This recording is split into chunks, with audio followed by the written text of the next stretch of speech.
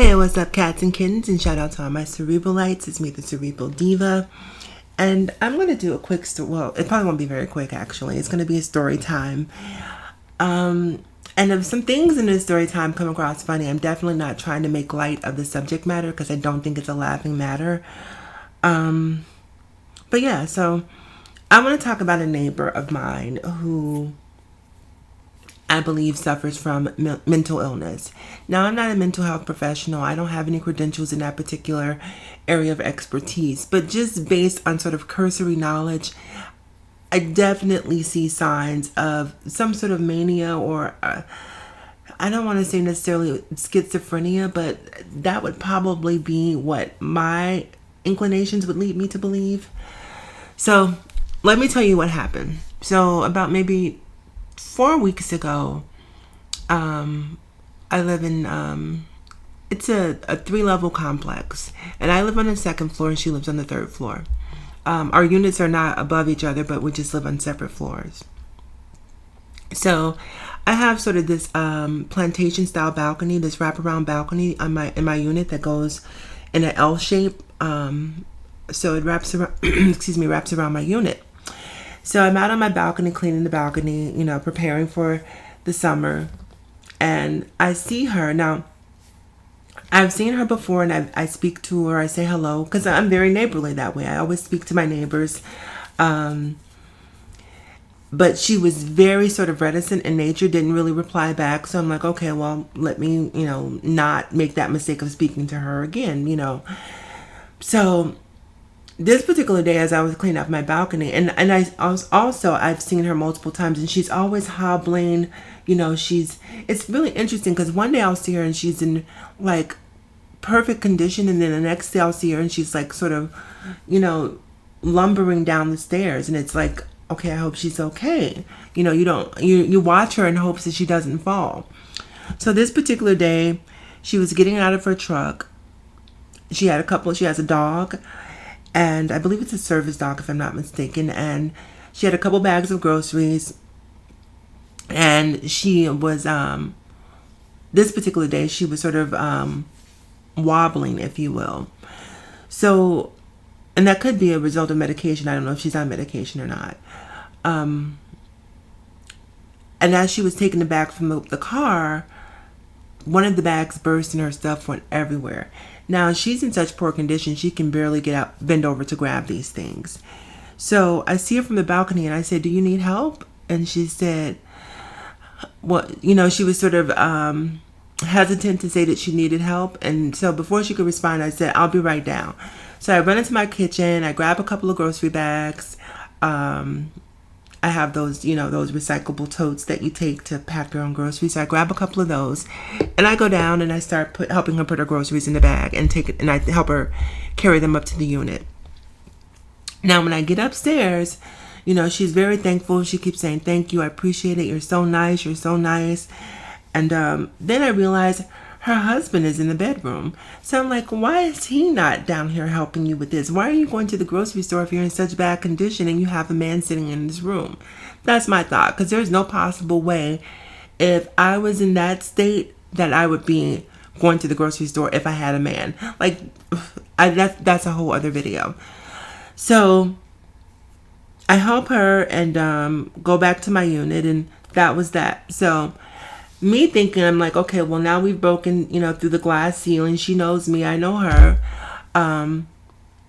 Things will be cool. So the very next day, she went back to not speaking to me again.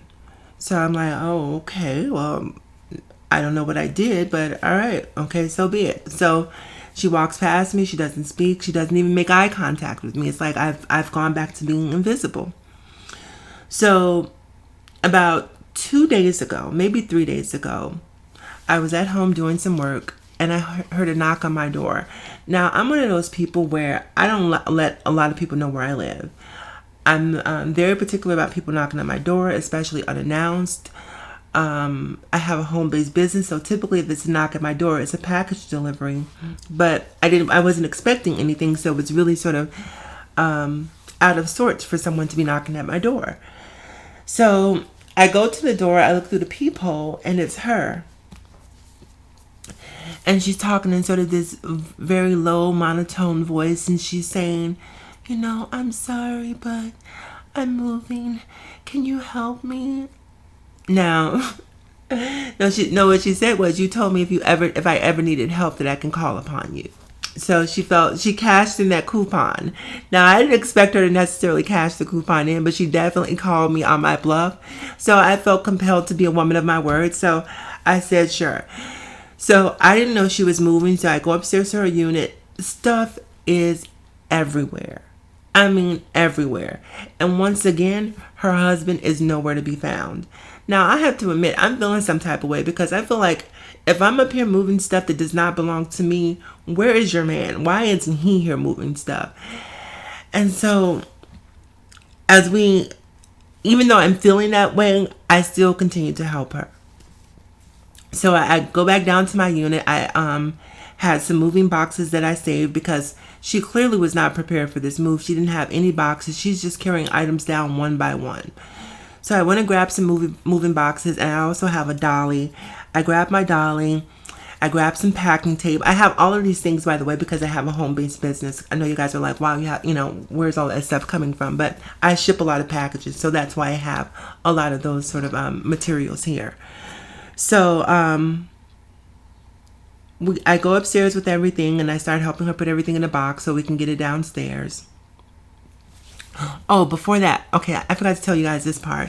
So, in between the time where she's not talking to me and the time she did start talking to me, one day I was going on a date, right? So, I go on a date, and I see her before I leave, and when I come back several hours later, she's still outside. And she is... they have some natural landscaping around my complex, some with these sort of river rocks, and they're at the base of trees around here. So she takes the river rocks and she's placing them in sort of a very specific order around the tree when I come back. And so I look at her, but I try not to look at her. But I'm like, what the hell is she doing? Like, why is she, rearranging these rocks in a way that clearly was specific and meant something to her? But I'm not the one to ask questions. I just said hello and went up to my unit. And I have to admit, I did peek through my blinds because you could see the tree from my unit, and just sort of watched her, because I wanted to see, like, what was this about? So when I went upstairs to our unit to help her pack, I saw the same type of rocks organized in the same way outside of her door. So I'm like, okay, this is creepy. So anyway, we're back in the unit. We're packing. And she's saying, thank you so much, And I'm like, where's your husband? And she's like, oh, well, he had to work, blah, blah, blah, blah, blah. He's out of town. And I'm like, so he left out of town during a move? Like, that doesn't seem like a very astute thing to do. And she's like, I know, but he told me to get it taken care of. And if you saw this woman is in no condition to be moving anything. Like, she can barely move herself, let alone boxes and TVs and, all of the things that you have to move and pack while you're moving. So then she turns to me and she says, I can tell my husband really likes you because he wouldn't let you help me if he didn't like you.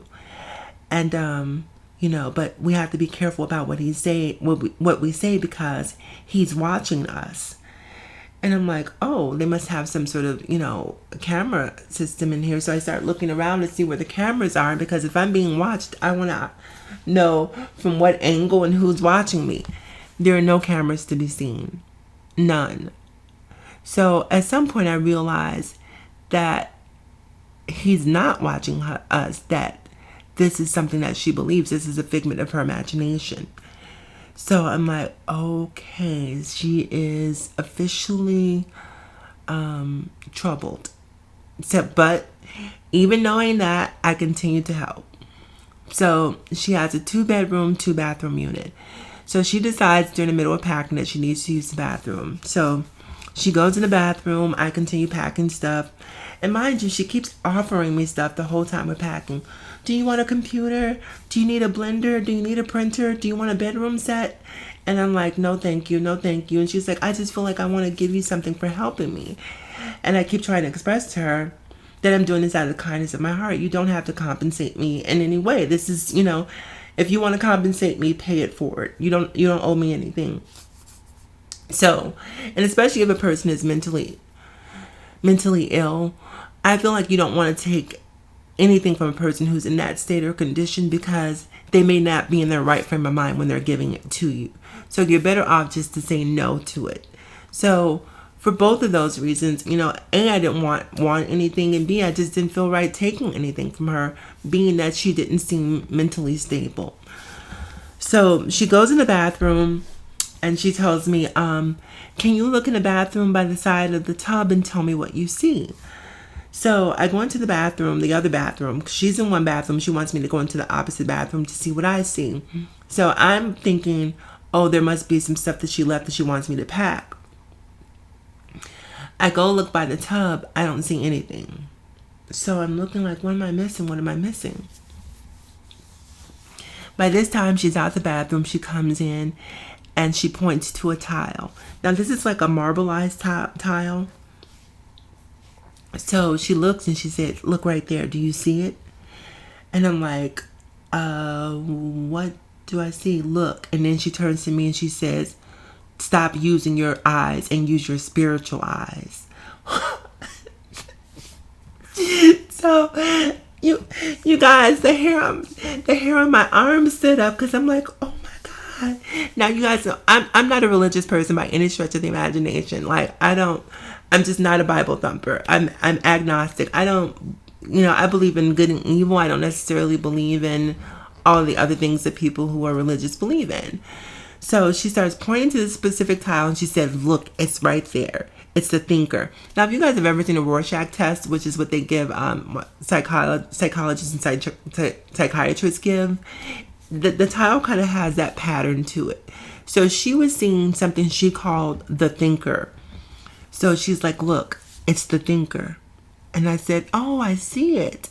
Just to appease her, because what I did not want to do was set her off in the bathroom. So I'm like, oh, I see it. I see the thinker. Yeah, she's like, look, he's all around us. So she starts pointing at different tiles, pointing out the thinker. Now, a logical person probably would have ran out of her unit and said, okay, I'm out of here. But me, I still felt compelled to help because I'd made that pledge to do so. So I continue helping her. We go down, we get all the boxes. We get the majority of the stuff. And then she tells me, oh, well, can you go to the car dealership with me? Now, I had just planned to help this lady move. I didn't know that this was going to be an all-day occurrence. So, against my better judgment, I decided to go to the car dealership with her.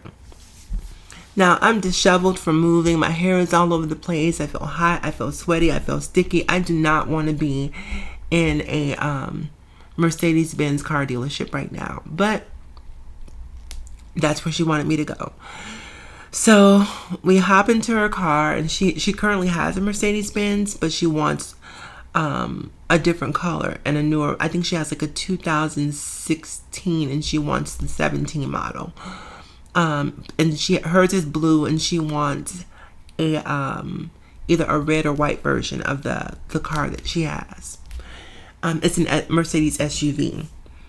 So we go to the dealership, and this lady caused such a ruckus in this dealership. I don't think I've ever been as embarrassed in my life. And not embarrassed about the fact that she was mentally ill, but the fact that she was so belligerent to the people there. So she basically walked in as if she was an employee. She's like, come on, let's go back here. And we're like walking and sort of into the inner sanctum where I see offices. I'm like, do we even belong back here? And so she's just sort of dragging me along, and I'm going along to get along because I don't want to do anything to set this lady off. So she takes me back, and she's like, look, there are snacks over there. Get you some snacks, get whatever you want. And, she's saying hi to people. So I'm like, okay, well, clearly these people know her. And then she's telling me about certain salespeople. I don't like him because he did this to me. I don't like that person because he did that to me. So She sits down at this one guy's, well, she sits down at an empty desk, a vacant desk, and then she just takes her USB port and plugs her USB port into this man's computer so it could charge. Now, to me, that's a direct violation. You don't just go attaching your phone to someone else's computer. I mean, I think that you would need permission to do so, but permission isn't something that apparently she's used to asking for. So the guys come out, the salespeople come out, and she starts telling them about how she ordered one car and they gave her another car, and when she saw it online, it was this color, and now when she got there, and they're trying to explain to her that when we sold you the car, you told us that you wanted to stay under $50,000. So this is what we gave you because this is what was within that budget. And she's saying, no, that's not what you told me. And the guy's like, I remember you very specifically. I remember this transaction in no uncertain terms. This is what happened. And so they're going back and forth. And before you know it, the entire dealership has basically sort of formed a semicircle around she and I. And I'm sitting there like, I have no clue what's going on. I'm just sort of an innocent bystander, if you will. So there's this one guy who comes and he sees everything that's going on, and he sort of diffuses the situation. He says, look, you guys, just go. Let me take care of her. I'll handle her. And he says, come on, come with me. And he pulls over to his desk, and I'm like, thank God for this guy, because someone needed to intervene, and fortunately he was there. So he says, look, what do you want to do? And, she's telling him what she wants to do. And, so we get on the phone with the finance company, and the finance company is telling her all the things that they need. They need 2015, 2016 W-2s for both she and her husband. They need the most two recent pay stubs for both her and her husband. And she has none of that. But she refuses to leave the dealership because she wants the car. But she doesn't want to provide the necessary paperwork. So at some point, it's getting pretty late in the evening. The guy has been as patient as he possibly can. He's like, look, okay, the car is cleaned. It's been detailed. It's waiting out front for you. Just go home and get everything in order and come back tomorrow. So I'm like, oh my God, thank goodness. So we leave the dealership. Before we leave the dealership, she decides she wants to stop by the grocery store. So we go into the grocery store to get some hair dye because she wants me to dye her hair. I don't know how I turned into her instant best friend, but apparently I did. So she gets some hair dye, and then she winds up spending, I've never seen anyone shop for clothes in a grocery store, but she wound up buying shirts and dresses, because they have sort of a little boutique area within this grocery store. But I would never probably buy clothes out of a grocery store unless it was a dire situation. But she bought the grocery store out, and she just went in there for hair dye. So I'm wondering, is this like symptomatic of her mental illness? We get the dye, we get the stuff, we go back to the house, I dye her hair, I go home, and I'm like, okay, I can finally relax. So the following day, she comes back. She wants me to go back to the dealership with her again. So I know you guys are probably like, why do you keep going with this lady? It's just hard for me to say no to someone I perceive as being so vulnerable. And so even though I know it's putting myself sort of in a very compromising position, I just feel bad, and it's hard for me to say no to her. So I go with her to the dealership again, and she likes to eat flax seeds and watermelon and pineapple. She has this concoction that she makes, and she carries it around with her. And she's back in the dealership. She's getting flaxseed all over the guy's phone that she's using. She's feeding it to her dog. She takes her dog into the dealership. I mean, she's just really making herself at home in this particular dealership. And the guy is trying his hardest to be patient with her. Once again, we get on the phone with the finance company. She doesn't have any of the paperwork once again. So I took her phone. I went through, and her W-2s were actually on the phone, so I was able to upload those, but she still didn't have any of the paperwork for her husband. So basically, she was not going to get the car that day. But once again, she refused to move or leave. And so the sales guy said, look, I have another sale coming in. I have to get, we have to figure out what's going to happen with this. Otherwise, we're going to have to do this another day. And so that's when I sort of spoke up and said, look, we have to get all the paperwork. Let's go home, get all of the paperwork, and then we'll come back and we'll figure this out, another day. So she acquiesced and we left. And then she was trying to get me to drive all the way to Houston with her. So I'm like, okay, I cannot go to Houston with this lady. So I made up some sort of story about having to do something to get out of that. And I haven't seen her since then. This was like a day ago, I believe. I didn't see her yesterday. So this was the day before yesterday. So it was Wednesday. So I woke up this morning to go to the gym, and when I opened my door, she's left placemats in my door. And I guess it's some sort of gift or gesture of goodwill, but it's still sort of creepy.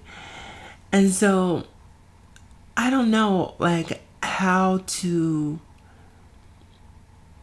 feel. Like, I don't want to not be her friend because she suffers from mental illness, but I don't want to also put myself in a compromising position where, who knows, like, there's so many parts of the story, you guys, that I'm skipping. Like, she called me the other day and asked me to put a code into her phone because her husband is listening to our conversations. When we were moving, she was stopping on the stairs, and she would just randomly start speaking in tongues, and people would walk by and sort of give her a side eye, like, what is wrong with this lady? But she would just stand there completely oblivious to her surroundings and just start chanting. And I don't know what to do. It's a very difficult situation because as a kind person, I definitely want to help and be there for her as much as I possibly can. But I also don't know if I want to take on the responsibility of trying to deal with something that I don't feel like I'm necessarily qualified to deal with. So, I don't know. What do you guys think? I'm curious to know. Do I continue being her friend? Do I run away? Do I leave her alone? Do I block her phone number? Let me know what you guys think. Yeah. Anyhow, you guys, as always in closing, remember to live better, love harder, think smarter. It's me, the Cerebral Diva. Remember to like, comment, subscribe, and follow me across all social media platforms: Facebook, Instagram, Twitter, Snapchat. I'm Cerebral Diva on all platforms, so you can find me there. I'll talk to you guys soon. Have a great day.